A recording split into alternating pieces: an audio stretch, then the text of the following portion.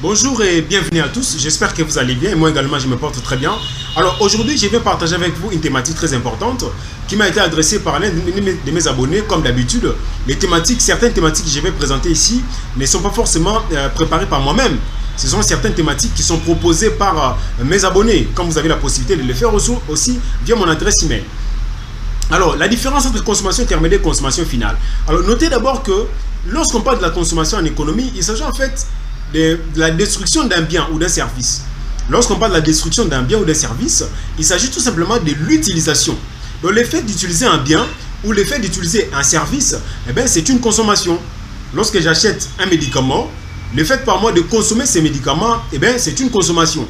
Quand j'achète un jus, j'achète de l'eau, j'achète un pain, le fait par moi de boire ces jus ou bien de manger ces pains-là, c'est une consommation. Maintenant, qu'est-ce qu'on appelle une consommation finale et qu'est-ce qu'on appelle une consommation intermédiaire? Alors, notez que lorsqu'on parle de la consommation finale, il s'agit justement de cette consommation-là axée sur l'utilisation d'un bien, mais un bien ou un service qui ne passera par aucune autre procédure de transformation de production. Donc, le fait par moi de consommer ces médicaments, c'est une consommation qui sera qualifiée de finale. Pourquoi? Mais parce que ces médicaments ne passera plus par aucune procédure de transformation industrielle. Ça, c'est à un stade final. Donc, le fait de consommer ces médicaments, c'est une consommation qui est finale. Donc, lorsque j'achète un pain qui est fabriqué par une boulangerie, c'est une consommation finale. Lorsque je bois de l'eau qui est fabriquée par une industrie de vente d'eau en plastique, c'est une consommation qui est finale. Lorsque je consomme les unités ou bien les forfaits Internet achetés auprès des réseaux télécoms pour accéder à Internet, c'est une consommation qui est finale. Donc, le bien ou le service que j'utilise ne passera plus par aucun processus de production et de transformation. Maintenant, qu'est-ce qu'on appelle une consommation intermédiaire?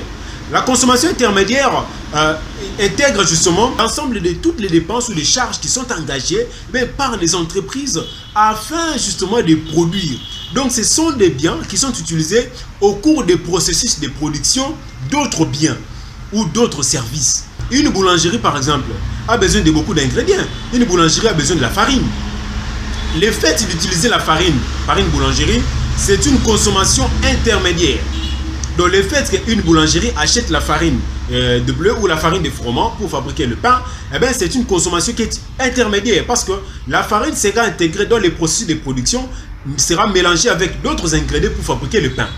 De même, lorsque la boulangerie achète le sel, utilise le sel, c'est une consommation intermédiaire parce que le sel va entrer dans le processus de production du pain. Donc, toutes les dépenses que l'industrie engage au cours du processus de fabrication d'autres produits, c'est ce qu'on appelle la consommation intermédiaire. Donc voilà, donc une consommation finale, c'est une consommation liée à un bien ou un service qui ne passera par aucun autre processus de transformation de production, tandis qu'une consommation intermédiaire, c'est la consommation des biens qui sont normalement intégrés dans les processus de production, de transformation pour obtenir d'autres biens. Voilà un peu de manière générale de quoi il s'agit. Si vous trouvez que ce condensé est incomplet, écrivez-moi via cette adresse et je vais répondre. Quant à moi, je vous dis, comme d'habitude, à la prochaine et merci.